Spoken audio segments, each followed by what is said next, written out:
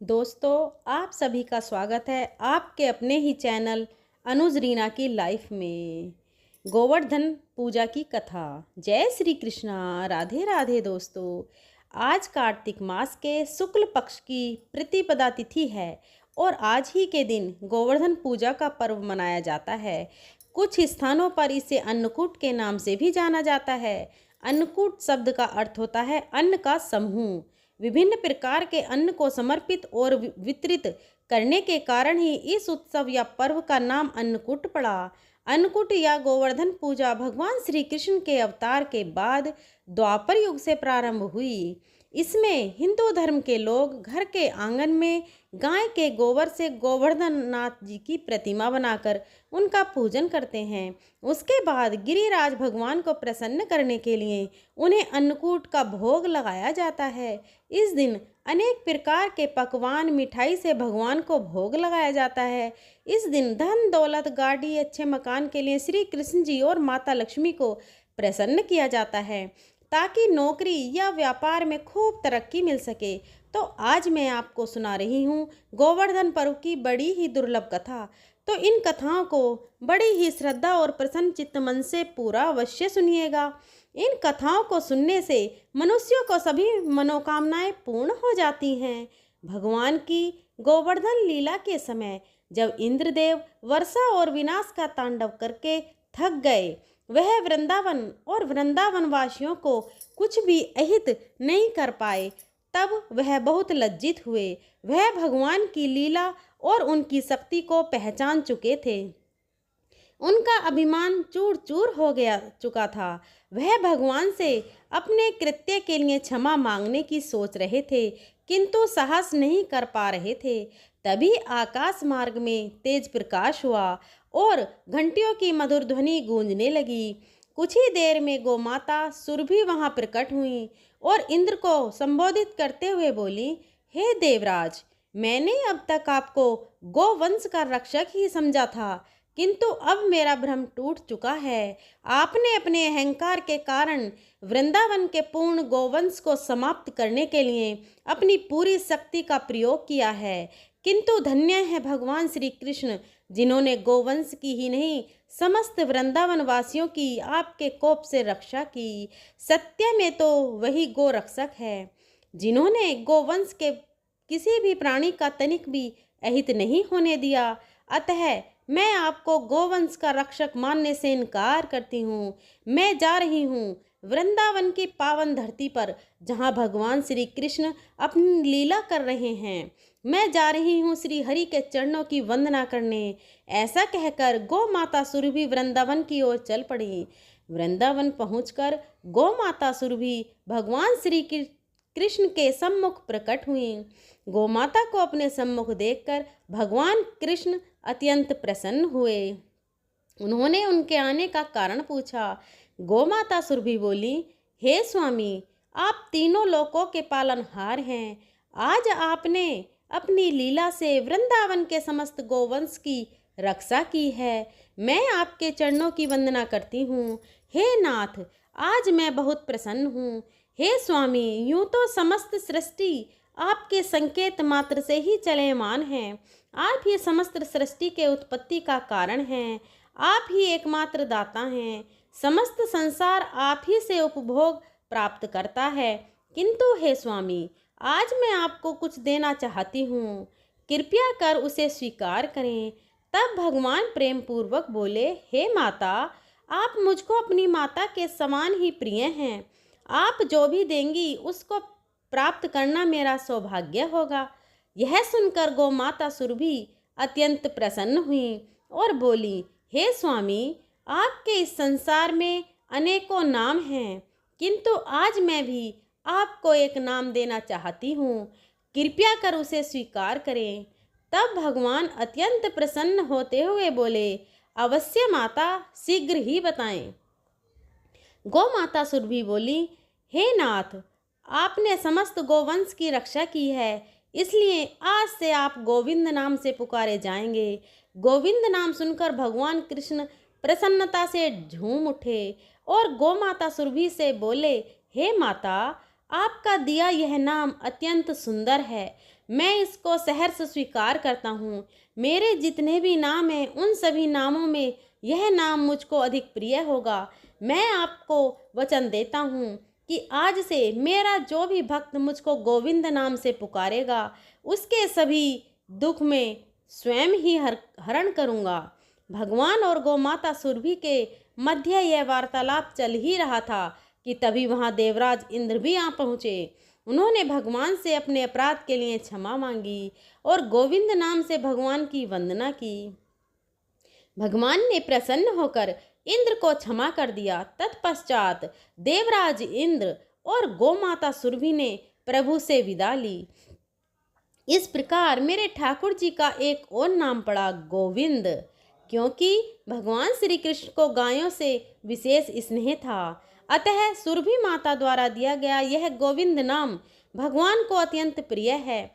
जो भी भक्त भगवान को गोविंद नाम से पुकारता है, भगवान उसकी प्रार्थना को इस प्रकार स्वीकार करते हैं जैसे गोमाता उनको पुकार रही हो। इसलिए भगवान के जिस भी भक्त को भगवान का आश्रय प्राप्त करना हो, उसे जीवन के प्रत्येक क्षण में गोविंद गोविंद नाम रटते रहना चाहिए।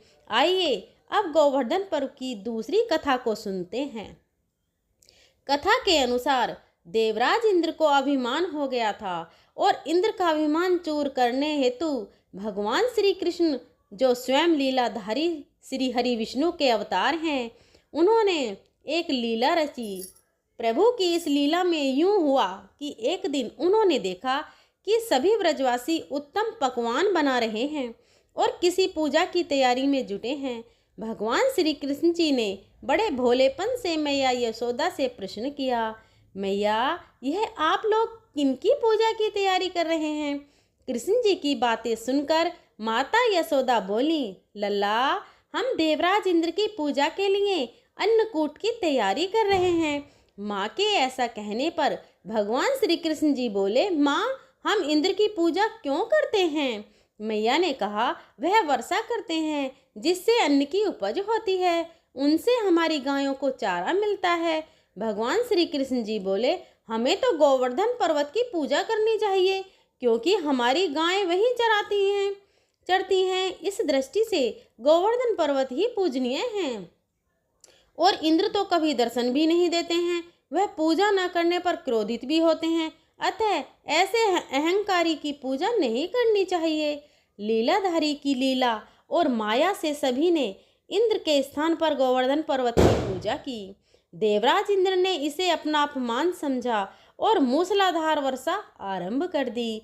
प्रलय के समान वर्षा देखकर सभी व्रजवासी भगवान कृष्ण को कोसने लगे कि सब इनका कहाँ मानने से हुआ है।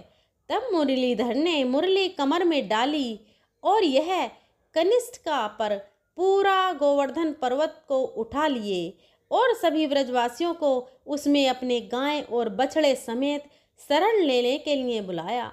इंद्र कृष्ण की यह लीला देखकर और क्रोधित हुए, फलता वर्षा और तेज हो गई। इंद्र का मान मर्दन के लिए तब श्री कृष्ण ने सुदर्शन चक्र से कहा कि आप पर्वत के ऊपर रहकर वर्षा को गति को नियंत्रित करें, और शेषनाग से कहा कि आप मेड़ बनाकर पानी को पर्वतों की ओर आने से रोकें। इंद्र निरंतर 7 दिन तक मूसलाधार वर्षा करते रहे।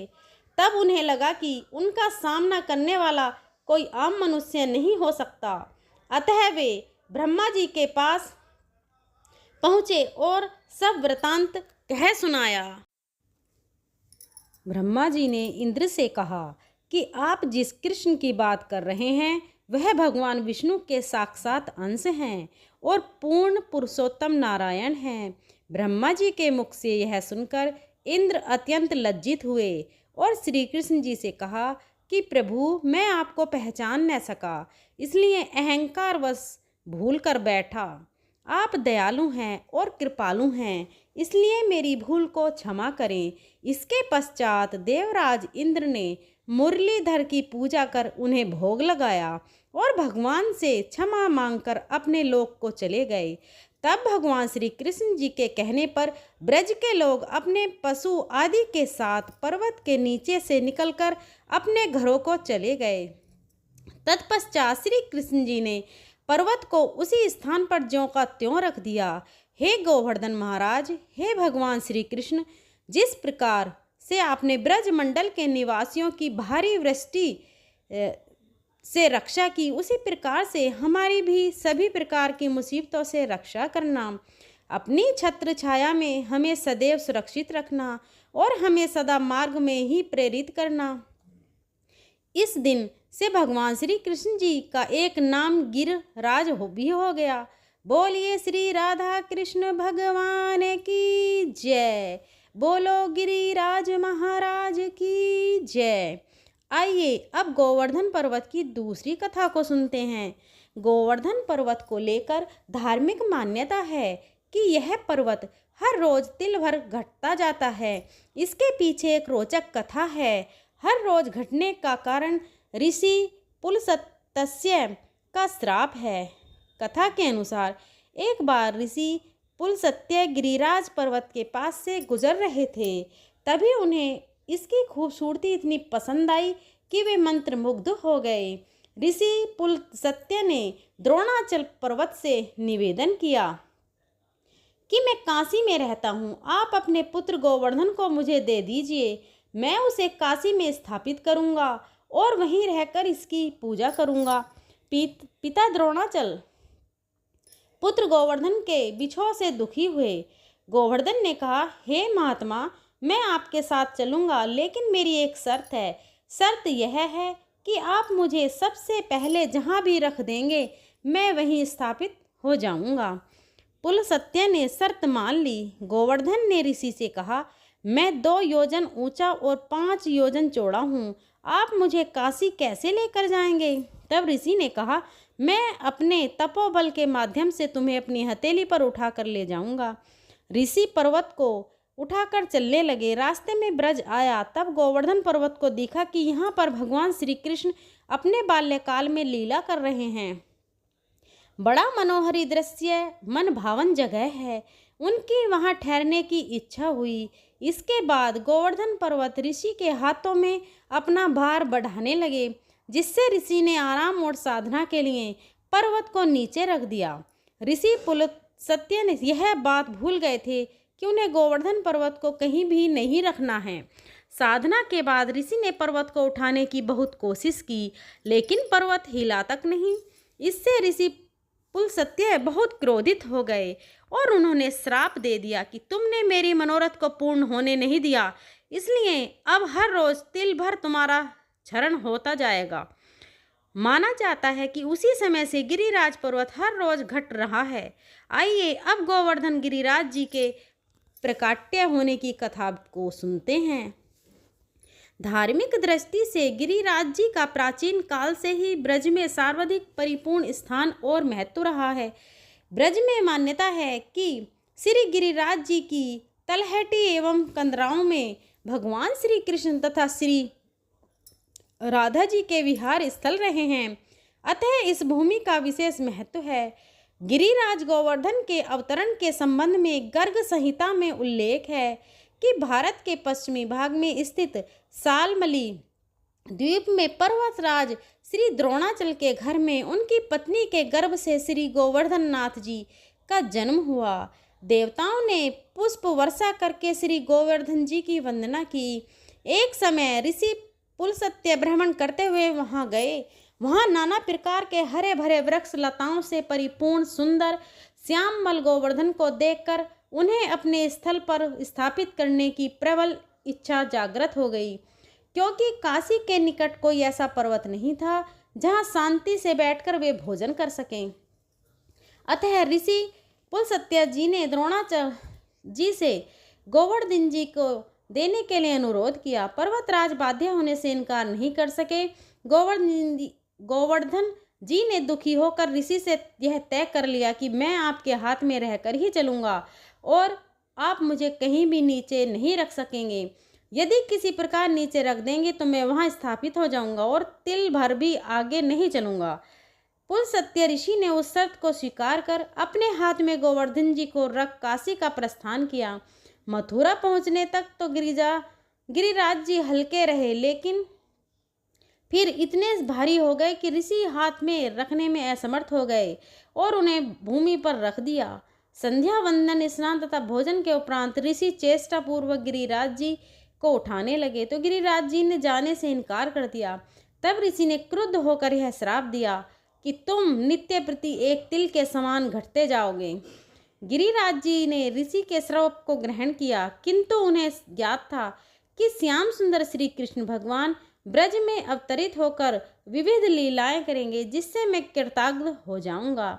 वराह पुराण में वर्णन बताया गया है कि भगवान श्री रामचंद्र जी की आज्ञा से श्री हनुमान जी उत्तरांचल से गोवर्धन जी को कंधे पर रखकर ला रहे थे तो देववाणी हुई कि समुद्र में सेतु बन गया है। देववाणी सुनकर हनुमान जी ने उन्हें यहीं पृथ्वी पर रख दिया। तब हरिभक्त गिरिराज जी ने हनुमान जी से कहा, आपने मुझे भगवान के चरण चिन्हों से वंचित किया है, अतः मैं आपको श्राप दूंगा। इस पर हनुमान जी बोले, हे गिरिराज क्षमा करें, जब इंद्र की पूजा का खंडन करके भगवान श्री कृष्ण आपकी पूजा करवाएंगे तो इंद्र कुपित होकर ब्रज में उत्पात करने लगेंगे। उस समय आप ब्रजवासियों के रक्षक होंगे। द्वापर के अंत समय में श्री कृष्ण जी का अवतार होगा, वे ही आपकी इच्छा की पूर्ति करेंगे। ऐसा कहकर हनुमान जी आकाश मार्ग से श्री राम जी के पास गए और उन्हें सारा वृतांत सुनाया। इस पर श्री रामचंद्र जी ने कहा, सेतु बंधन हेतु लाए गए यह सब पर्वत मेरे चरण स्पर्श से विमुक्त हो गए, परंतु मैं गोवर्धन को अपने हस्त, कटाक्ष तथा सर्वांग स्पर्श से पवित्र करूंगा। मैं गिरिराज पर्वत को अपनी उंगली पर उठाऊंगा। मैं वासुदेव के कुल में जन्म लेकर व्रज में विविध लीलाएं करूंगा तथा गोवर्धन के ऊपर गोचार गोपियों के संग अद्भुत विलास आदि से उसे हरिदास श्रेष्ठ बना दूंगा। ब्रज में गोवर्धन मेरी लीलाओं के परम सहायक रूप से प्रसिद्ध होंगे।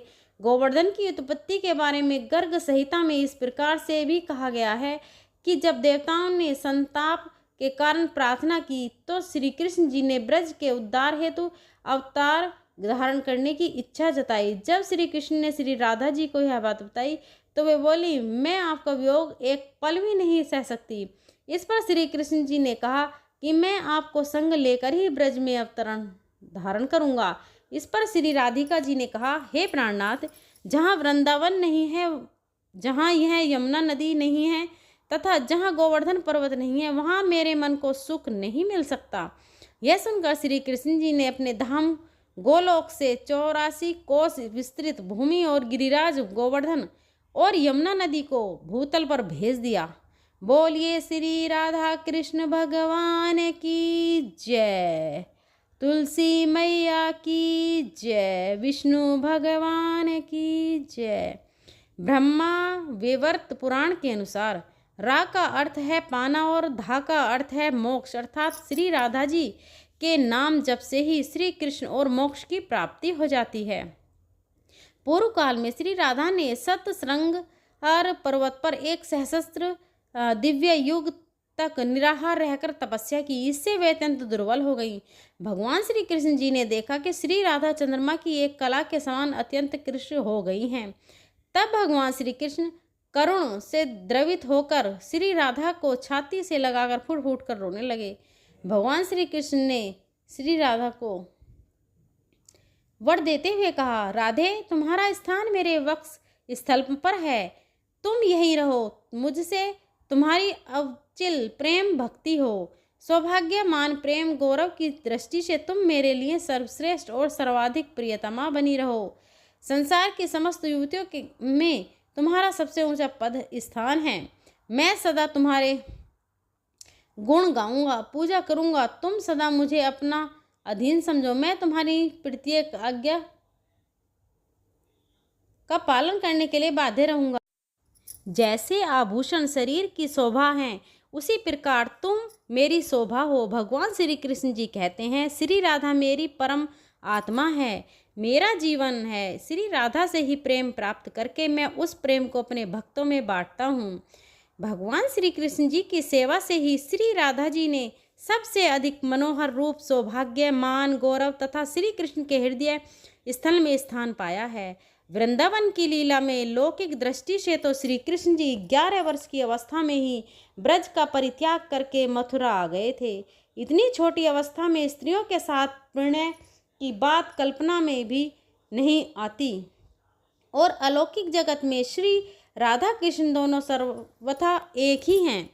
फिर भी भगवान ने ब्रह्मा जी को श्री राधा के दिव्य विग्रह का दर्शन कराने का वरदान दिया था। उसकी पूर्ति के लिए उन्होंने ब्रह्मा जी को एकांत वन में श्री राधा के दर्शन कराए, और वहीं ब्रह्मा जी के द्वारा रसराज कृष्ण और महाभाव रूपी राधा की विवाह लीला भी संपन्न हुई। यह विवाहिता श्री राधा जी सदैव ही भगवान श्री कृष्ण के संग रहती हैं, अवश्य ही छिपी रहती हैं। केवल कृष्ण कृपा होने पर ही साधक को इस युगल जोड़ी के दुर्लभ दर्शन होते हैं। पौराणिक कथाओं के अनुसार राधा माता गोलोक में श्री कृष्ण जी के साथ निवास करती थीं। एक बार देवी राधा गोलोक से कहीं बाहर गईं। जब वापस आईं तो देखा कि श्री कृष्ण भगवान गोलोक में नहीं हैं। उस समय भगवान श्री कृष्ण अपनी एक सखी विराजा के साथ गोलोक में घूम रहे थे। यह बात जब राधा जी को मालूम हुई तो उन्हें गुस्सा आया और वे सीधे उनके पास पहुंच गईं। वहां पहुंचकर उन्होंने भगवान श्री कृष्ण को काफ़ी भला बुरा कहा। राधा जी का यह व्यवहार भगवान श्री कृष्ण के मित्र श्री सुदामा को बुरा लगा और उन्होंने राधा जी को पृथ्वी पर जन्म लेने का श्राप दे दिया। राधा रानी को इतने गुस्से में देखकर कृष्ण भगवान की सखी विराजा भी वहां से चली गई। इस श्राप के बाद राधा ने बदले में श्री सुदामा को श्राप देते हुए राक्षस कुल में जन्म लेने का श्राप दे दिया। राधा रानी के द्वारा दिए गए श्राप के कारण ही श्री सुदामा का जन्म शंखचूर्ण दानव के रूप में हुआ था। दानव कुल में जन्म लेने के बाद भी भगवान विष्णु का अनन्य भक्त बना। वहीं दूसरी ओर राधा रानी ने भी पृथ्वी पर वृषभानु के घर पुत्री के रूप में जन्म लिया, लेकिन राधा रानी वृषभानु जी की पुत्री पत्नी देवी कीर्ति के गर्भ से नहीं जन्मी थी। दरअसल जिस समय श्री सुदामा और राधा रानी ने एक दूसरे को श्राप दिया, तब भगवान श्री कृष्ण जी ने राधा रानी से कहा कि आपको पृथ्वी पर देवी कीर्ति और वृषभानु जी की पुत्री के रूप में रहना है। इसके आगे भगवान श्री कृष्ण ने राधा रानी से कहा, जब आप विवाह के योग्य हो जाओगी तो आपका विवाह मनुष्य के अवतार में रायण नाम एक वेश्य से होगा। हालांकि वह भी मेरे अंश अवतारों में से ही एक होगा। आप धरती पर भी मेरी प्रियतम बनकर ही रहोगी, परंतु हम दोनों का वहाँ बिछड़ने का दुख सहना होगा। हे राधा रानी, अब आप धरती पर जन्म लेने तैयार हो। सांसारिक दृष्टि से देवी कीर्ति गर्भवती हुई और उन्हें प्रसव भी हुआ, लेकिन देवी कीर्ति के गर्भ में योग माया की प्रेरणा से वायु का प्रवेश हुआ और उन्हें वायु को ही जन्म दिया। जब वह प्रसव पीड़ा से गुजर रही थी, उसी समय महादेव राधा रानी एक प्यारी सी कन्या के रूप में प्रकट महादेवी राधा रानी के एक प्यारी कन्या के रूप में प्रकट हो गईं। जिस दिन राधा रानी प्रकट हुई वह भाद्रपद शुक्ल पक्ष की अष्टमी का दिन था। एक बार नारद मुनि ने पृथ्वी लोक पर राधा नाम की महिमा सुनी और सुना कि वह श्री कृष्ण की सबसे बड़ी भक्त हैं। नारद जी को लगा कि वह श्री हरि के सबसे बड़े भक्त हैं। अपने मन में शंका का निवारण करने के लिए नारद जी श्री कृष्ण जी के पास गए। श्री कृष्ण जी को अंतर्यामी हैं, समझ गए कि नारद जी के मन में क्या शंका चल रही है। श्री कृष्ण जी ने सोचा, नारद जी को राधा रानी के प्रेम और भक्ति का अनुभव करवाना ही पड़ेगा। जब नारद जी श्री कृष्ण जी के पास आए तो श्री कृष्ण अपना सिर पकड़कर बैठ रहे थे। नारद जी ने श्री कृष्ण जी से पूछा, प्रभु आपको क्या हुआ है? तब श्री कृष्ण जी कहने लगे, नारद जी मेरे सिर में बहुत दर्द है। नारद जी ने पूछा, प्रभु आपके इस दर्द का निवारण कैसे होगा? तब श्री कृष्ण जी ने कहा, अगर कोई मेरा सच्चा भक्त अपने चरणों को धोकर उसका चरणामृत मुझे पिलाए तो मेरे सिर का दर्द ठीक हो जाएगा। नारद जी सोचने लगे कि मैं श्री हरि का सच्चा भक्त हूँ, लेकिन श्री कृष्ण को अपने चरणों का चरणों का चरणामृत पिलाने से मुझे नरक तुल्य पाप लगेगा, इसलिए ऐसा पाप मैं अपने सिर पर नहीं ले सकता। नारद जी ने रुक्मणी से कहा और बाकी रानियों से इस समस्या को सुनाया, लेकिन कोई भी इस पाप को अपने सर पर लेने को तैयार न हुई। नारद जी को राधा रानी की याद आई कि वह भी तो श्री कृष्ण की सच्ची भक्त हैं। नारद जी ने जाकर सारा प्रसंग राधा रानी को सुनाया। राधा रानी ने उसी समय एक बर्तन में जल लेकर अपने चरणों को धोकर वह जल नारद जी को दिया और कहा, जल्दी से जाकर इसे श्री कृष्ण जी को दे दो। राधा रानी नारद जी से कहने लगी, मैं जानती हूँ कि इस बात के लिए मुझे नरक तुल्य पाप लगेगा। राधा रानी आगे नारद जी से कहती हैं, श्री कृष्ण के दर्द के निवारण के लिए मैं कोई भी पाप अपने सिर पर लेने को तैयार हूँ। नारद जी श्री कृष्ण जी के पास गए तो श्री कृष्ण मंद मंद मुस्कुरा रहे थे।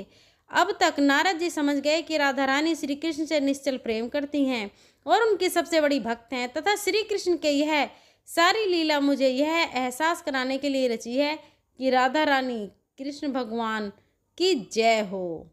अगर वीडियो पसंद आई हो तो हमारे चैनल अनुज रीना की लाइफ को सब्सक्राइब करें। अगर बोलने में कोई त्रुटि हुई हो तो प्लीज़ क्षमा करें और वीडियो को अपने फ्रेंड और फैमिली में शेयर करें। धन्यवाद।